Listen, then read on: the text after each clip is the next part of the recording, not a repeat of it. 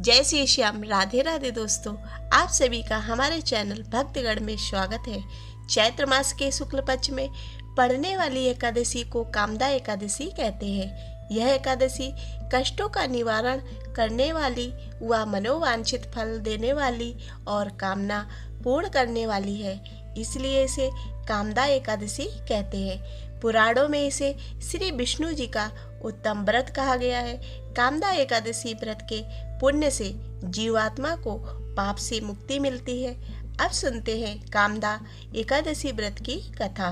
प्राचीन काल में रत्नपुर नामक नगर में पुंडरीक नाम के राजा राज्य करते थे। उनकी सेवा में गंधर्व, किन्नर और अप्सराएं सदा ही तत्पर रहती थी। उसी राज्य में ललिता नामक अप्सरा अपने पति ललित गंधर्व के साथ रहती थी। दोनों पति पत्नी एक दूसरे के प्रति अथाह प्रेम भाव रखते थे। एक बार राजा के महल में संगीत का एक विशाल कार्यक्रम चल रहा था और ललित गंधर्व गीत गा रहा था, परंतु उसका मन गाने में नहीं लग रहा था, जिस कारण कभी स्वर तो कभी ताल टूट रहा था, क्योंकि उसकी पत्नी ललिता उसे कार्यक्रम में कहीं दिखाई नहीं दे रही थी, जिस कारण उसका ध्यान बार बार उसकी चिंता में भटके जा रहा था। वहीं पर करकोटक नाम का एक नाग था जो ललित से ईर्ष्या रखता था। उसने राजा को स्वर ताल के टूटने की बात कही और राजा को इस बात में अपना अपमान लगा तथा उसे गुस्सा आया। राजा ने ललित को श्राप दे दिया कि पत्नी की चिंता में तू संगीत को भूल रहा है, इसीलिए तू कच्चा मांस खाने वाला राक्षस हो जा। श्राप के प्रभाव से ललित राक्षस बन गया और वो वन में भटकने लगा।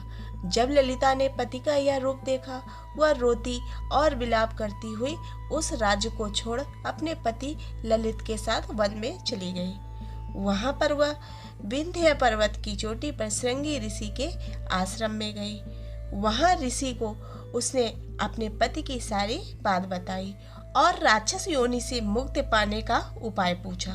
तब ऋषि ने उसे अपने पति के उद्धार के लिए चैत्र मास के शुक्ल पक्ष की कामदा एकादशी का व्रत करने के लिए कहा। ललित ने एकादशी व्रत किया तथा अगले दिन यानी द्वादशी को भगवान विष्णु का विधिवत पूजन किया। उसने व्रत का पारण करने से पूर्व ब्राह्मणों को दक्षिणा सहित सुंदर वस्तुएं बड़े प्रेम भावना से भेंट की तथा आशीर्वाद प्राप्त किया, जिसके प्रभाव से ललित पाप मुक्त होकर दिव्य देह से युक्त हुआ और दोनों पति पत्नी खुशी खुशी पहले की तरह मिलजुल कर प्रेम से अपना शेष जीवन व्यतीत करने लगे और हर माह में आने वाली दोनों एकादशियों का व्रत सच्चे मन से करते हुए अंत में प्रभु के परम धाम को प्राप्त हुए। दोस्तों, आपको ये एकादशी व्रत कथा पसंद आई हो तो इसे लाइक करें तथा चैनल को सब्सक्राइब करें।